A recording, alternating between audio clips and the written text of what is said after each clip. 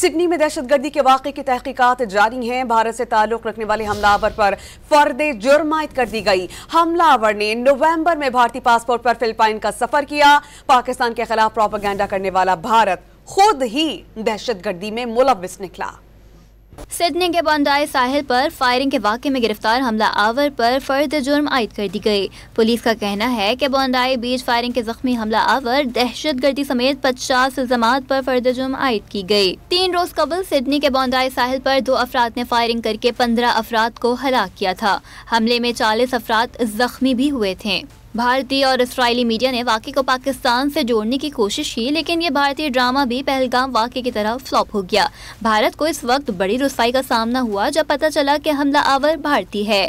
آسٹریلی police کے مطابق دونوں حملہ آور باپ بیٹے نے گزشتہ ماہ فلپائن کا دورہ کیا۔ والد نے بھارتی پاسپورٹ جبکہ بیٹے نے آسٹریلی پاسپورٹ پر سفر کیا۔